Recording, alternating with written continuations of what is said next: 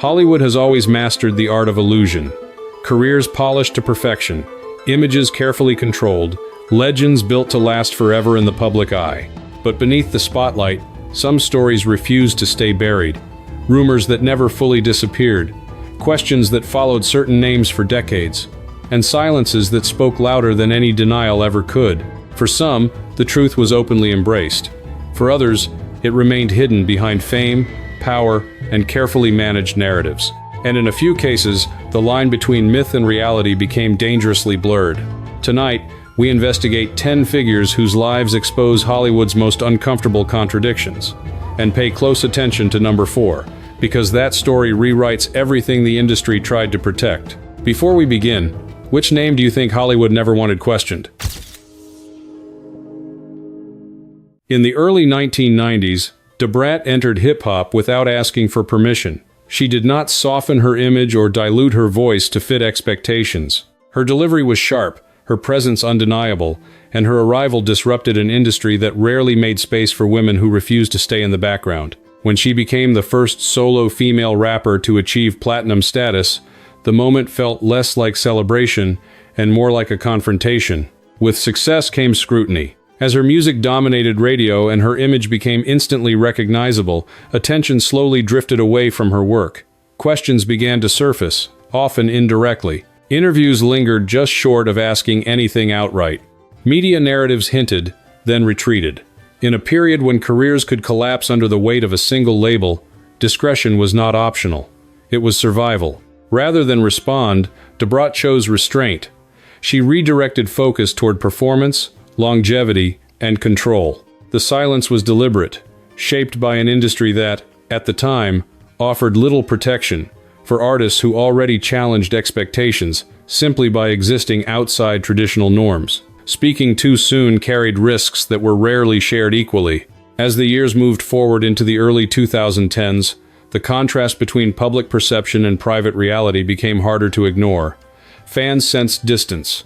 Speculation never fully disappeared, yet Brat remained consistent, neither confirming nor denying, maintaining boundaries that allowed her career to continue without surrendering ownership of her story. The shift came quietly. In the year 2020, without interviews or strategic framing, she acknowledged her relationship with entrepreneur Jessica Dupart. There was no attempt to reframe the past or explain the timing. The message was simple, direct, and entirely on her terms. What followed was not backlash, but recognition. The silence that once raised questions now carried context. By the time she married in 2022, the story no longer felt unresolved. It felt complete. The years of restraint were no longer seen as avoidance, but as timing shaped by an industry that rarely offered safe exits. Brat did not change who she was. She waited until the world changed enough to hear her clearly. And next, we turn to a voice so powerful that even silence could not drown out the questions surrounding it. In the late 1970s, Vandross was already everywhere, even when most people did not know his face. His voice lived in the background of other artists' records, studio sessions, and advertising jingles, shaping the sound of an era before he ever stepped fully into the spotlight himself. When his solo career finally emerged, it did not arrive quietly. It arrived fully formed. By the time the early 1980s unfolded, Luther's voice had become unmistakable. Smooth, controlled, and emotionally precise, it carried longing in a way few singers could replicate. His songs did not shout, they lingered. They stayed with listeners long after the music faded. Success followed quickly, and with it came expectations about who he was supposed to be, not just as an artist, but as a man. As his fame grew, so did curiosity about his personal life. Interviews often circled familiar territory, carefully avoiding direct questions while still leaving space for speculation. Luther never filled that space.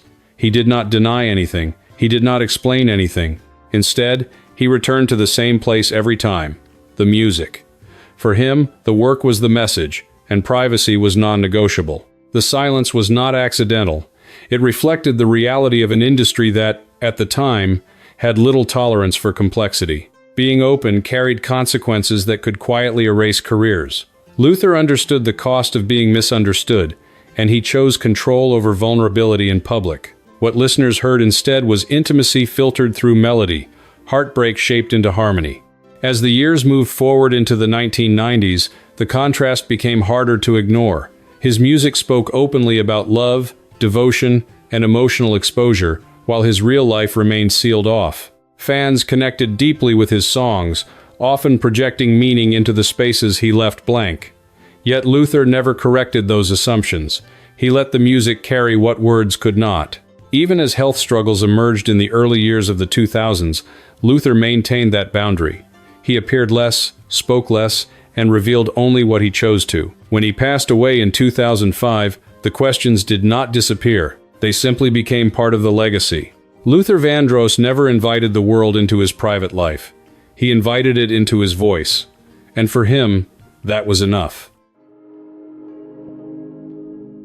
From the moment he appeared on screen as a child, Jaden Smith was never treated like an ordinary newcomer. He grew up under constant observation, framed as a symbol of promise long before he had the chance to define himself. Fame arrived early, and with it came expectations that followed him into every stage of his life. As he moved from acting into music during the early 2010s, the narrative around him began to shift. Jaden was no longer just a legacy name. He experimented openly, not only with sound, but with image, fashion, and identity. His public appearances became deliberate statements. Clothing blurred traditional lines, hairstyles changed without explanation. Interviews felt less like answers and more like invitations to question assumptions. The speculation came quickly. Media outlets tried to place labels where Jaden refused to provide them. Fans debated meaning behind lyrics, outfits, and offhand remarks. Yet, unlike many before him, Jaden did not rush to clarify. He spoke in fragments, philosophical statements, and ambiguity. When asked directly, he offered honesty without definition, making it clear that clarity was not owed on demand. What unsettled many observers was not what he said, but what he did not correct. In an industry that thrives on fixed narratives, Jaden allowed uncertainty to exist. His openness challenged a system that prefers clean categories over fluid realities. Rather than deny or confirm speculation, he redirected attention toward creativity, insisting that self-expression did not need permission. As the late 2010s approached, his role shifted again. Jaden emerged as a fashion figure, appearing in campaigns and runways that further complicated public expectations. Masculinity, style, and identity became part of the conversation surrounding his work, whether he addressed it directly or not. Critics accused him of provocation. Supporters saw intention. Jaden remained steady, rarely reacting to either. Unlike many stories driven by revelation, Jaden's journey unfolded through presence. He did not wait for a single moment to explain himself. Instead, he lived visibly, allowing contradiction and evolution to coexist. In doing so, he exposed how uncomfortable the industry can be when control slips away. Jaden Smith did not offer the world a final answer. He offered something more disruptive, the refusal to be defined before he was ready. From the outside, Michael B. Jordan looked like the blueprint of modern Hollywood success. Talented, disciplined, and carefully positioned as a leading man, his rise felt both natural and inevitable. By the time audiences recognized his face on the big screen, he had already spent years quietly building credibility, avoiding scandal, and doing everything right. His breakthrough performances in the early 2010s changed how the industry viewed him. Roles rooted in vulnerability, anger, and moral conflict revealed depth far beyond surface charisma. Directors praised his focus. Studios trusted his reliability. Michael B. Jordan was marketed as serious, intense, and untouchable. Yet with visibility came curiosity. As his profile grew, so did questions about his personal life. Unlike many of his peers, Jordan rarely shared details beyond what was necessary. Interviews stayed professional. Public appearances were measured. The absence of information became its own narrative, inviting speculation that he never directly fueled. Rumors began circulating quietly, often driven by the same pattern Hollywood has repeated for decades. A private lifestyle, limited public relationships, and emotional restraint were misread as mystery rather than choice. Jordan did not engage. He did not perform reassurance. Instead, he continued working, allowing roles to speak louder than personal disclosure. The conversation intensified during the late 2010s as his fame reached global levels. Fans and media attempted to project meaning onto silence, ignoring the possibility that privacy itself could be intentional. Jordan addressed the speculation only when necessary, calmly reaffirming that his focus remained on craft, growth, and long-term vision. High-profile relationships eventually entered the public record, briefly redirecting attention away from rumor. Even then, Jordan remained consistent. He never framed his personal life as proof. He never treated clarification as obligation. His restraint was not defensive. It was deliberate. What unsettled the industry was not what Michael B. Jordan revealed, but what he refused to explain. In a culture addicted to access, he chose boundaries. In an ecosystem built on constant exposure, he offered discipline instead. Michael B. Jordan did not disrupt Hollywood by confession. He did it by refusing to let speculation rewrite his identity. By the time audiences recognized Tyrese Gibson as more than just a singer, he had already built a reputation on emotion. His voice carried vulnerability, and his screen presence leaned into intensity rather than restraint. During the late 1990s, that emotional honesty became his signature, setting him apart in both music and film. As his career expanded into the early years of the 2000s, Tyrese developed a public image unlike most of his peers. He spoke openly, sometimes impulsively, about personal struggles, creative frustration, and industry pressure. While others cultivated distance, Tyrese invited the audience closer, and that closeness came at a cost. Rumors began circulating, often fueled by how much of himself he allowed to be seen. Media narratives blurred personality with assumption, turning openness into speculation. Questions about his private life followed him persistently, amplified by social media moments that were rarely granted context. Tyrese did not respond with silence. He responded directly. Rather than retreat, he pushed back publicly, denying claims and challenging interpretations he viewed as invasive. His reactions divided opinion. Some saw a man defending his truth, others saw instability. What remained clear was his refusal to let rumor quietly reshape his identity. As the late 2010s unfolded, Tyrese's life became increasingly visible. Personal disputes, emotional posts, and public explanations played out in real time. Critics questioned his judgment. Supporters saw a person struggling to maintain balance in an industry that rewards polish over vulnerability. Through it all, Tyrese held one line consistently: speculation did not define him. He continued to point toward family, fatherhood, and relationships as grounding forces. High-profile marriages and partnerships entered the public record, not as evidence, but as lived reality. Where others chose silence, Tyrese chose confrontation, believing that clarity sometimes requires being heard. Tyrese Gibson did not hide from the noise. He stepped into it, accepting the consequences of being seen. Power in Hollywood does not always stand in front of the camera. For Lee Daniels, influence was built behind the scenes, where decisions shape narratives long before audiences ever see them. As a producer and director, his authority came not from visibility, but from control.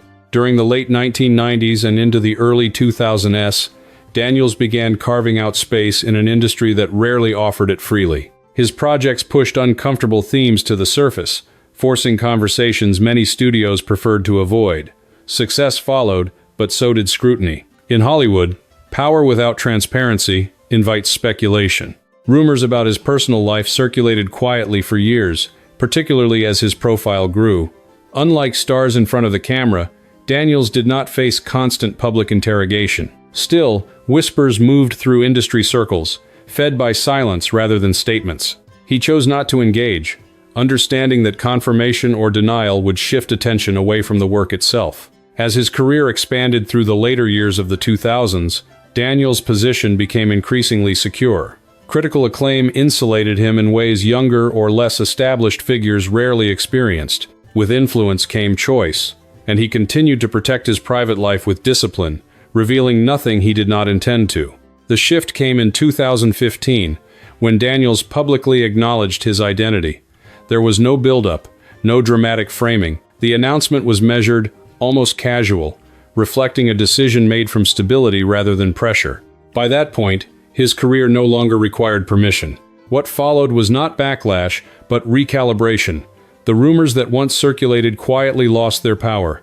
Daniels did not revisit the past or explain the years of silence. He did not need to.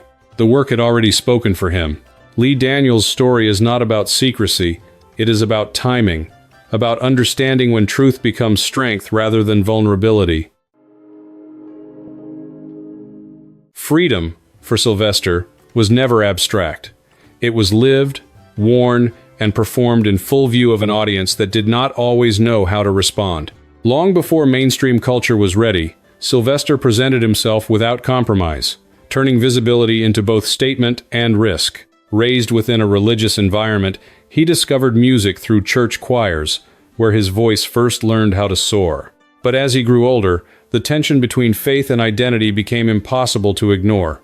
By the time he relocated to San Francisco during the early 1970s, that tension transformed into liberation. The city offered something rare: space to exist without explanation.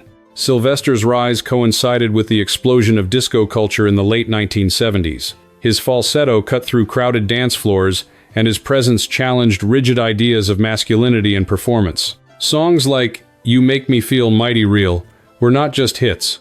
They became anthems of self-expression, rooted in joy but sharpened by defiance. While his public identity was unapologetically visible, his private life remained carefully protected. Sylvester spoke openly about who he was, but rarely about who he loved.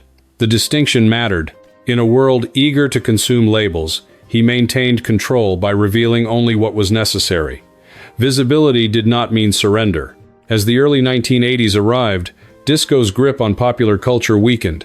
Many artists faded quietly. Sylvester did not. He shifted focus, using his platform to advocate for his community as the AIDS crisis began devastating lives around him. When he was diagnosed with HIV, he did not retreat. He continued performing, fundraising, and speaking with clarity and purpose. Sylvester passed away in 1988, at a time when fear and misinformation dominated public discourse. His death was not just a personal loss, but a cultural one. Yet his legacy endured, carried forward by the freedom he insisted on embodying. Sylvester did not ask permission to exist. He showed the world what authenticity looked like when it refused to shrink. Visibility was never an accident for Billy Porter. It was a decision made after years of being overlooked, underestimated, and quietly told to wait his turn. Long before he became a symbol, he was a working actor, navigating an industry that rewarded conformity and punished those who stood out too early. His career stretched back decades, but recognition arrived slowly. Stage work built his foundation, yet mainstream success remained just out of reach. By the time television audiences truly noticed him in the late 2010s, Porter had already lived multiple professional lives.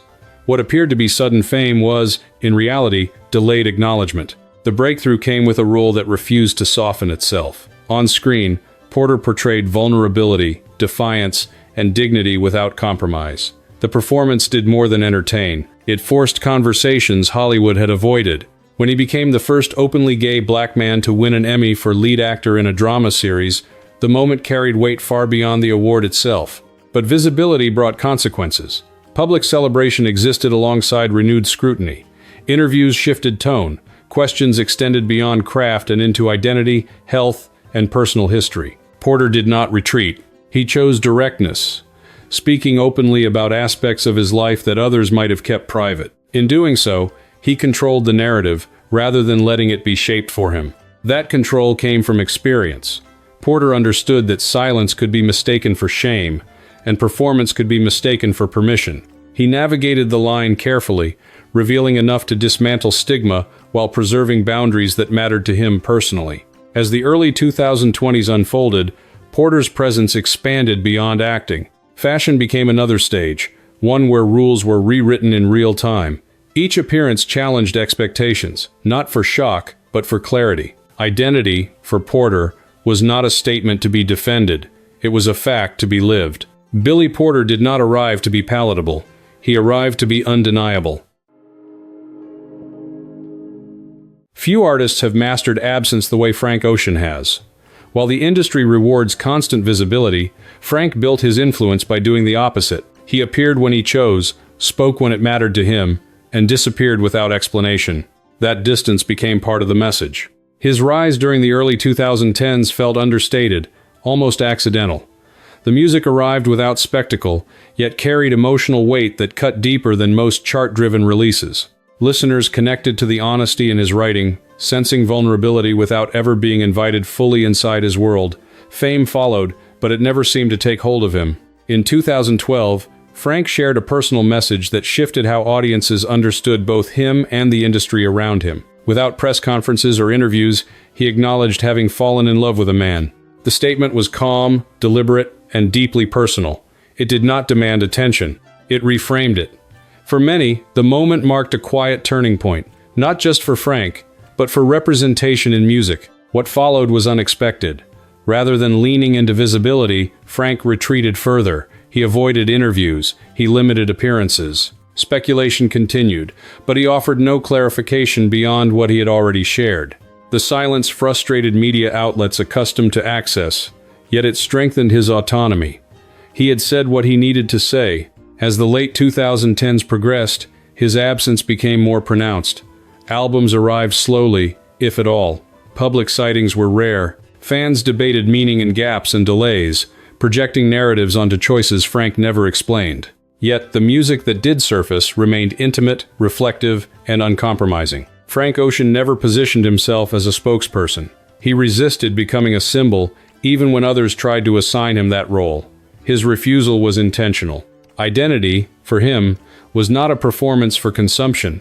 It was a truth already spoken, requiring no repetition. Frank Ocean's power lies not in revelation, but in restraint. He proved that saying less can sometimes say everything. Some artists wait for permission. Lil Nas X never did. From the moment he entered public view, he treated visibility as a tool rather than a consequence. Where others hesitated, he accelerated. Where the industry expected caution, he chose confrontation. His rise began in the late 2010s, fueled by a song that blurred genre lines and disrupted expectations. What followed was not just commercial success, but a cultural moment. Lil Nas X understood timing, internet language, and spectacle with unusual precision. Fame arrived fast, and instead of retreating, he leaned into it. In 2019, during Pride Month, he publicly acknowledged his identity in a way that felt casual but intentional. There was no press conference, no long explanation, just a statement placed exactly where it would be seen. The response was immediate and polarized. Celebration collided with backlash, and Lil Nas X did not soften his stance. Rather than retreat, he amplified. Music videos became statements. Fashion became provocation. Humor became defense. Every release challenged the boundaries of what a young black artist was allowed to express publicly. Critics accused him of seeking attention. Supporters saw strategy. What remained undeniable was control. He was directing the conversation, not reacting to it. As the early years of the 2020s unfolded, Lil Nas X continued to blur lines between sincerity and performance. Jokes about identity surfaced alongside deeply personal themes. Some questioned authenticity, others recognized a generation redefining how truth could be communicated. For Lil Nas X, openness did not require solemnity. It required honesty on his own terms. What set him apart was not simply what he revealed, but how he revealed it. He refused the expectation that vulnerability had to look a certain way. He refused the idea that explanation was owed. In doing so, he exposed how narrow the industry's comfort zone still was. Lil Nas X did not wait for acceptance. He moved faster than resistance could organize. And with that, this story comes full circle. From silence to confrontation, from restraint to defiance, these 10 lives reveal the same truth. In Hollywood, identity is never just personal. It is negotiated, challenged, and constantly tested under the spotlight. When the spotlight fades and the noise finally settles, what remains is rarely the image Hollywood tried to protect. Behind every carefully shaped career, there were private decisions made far from the cameras. Some were guided by fear, others by patience, and a few by the understanding that survival sometimes meant waiting. Across these 10 stories, there was no single path. Some chose silence and let their work speak for them. Others confronted rumor directly, refusing to let speculation take control.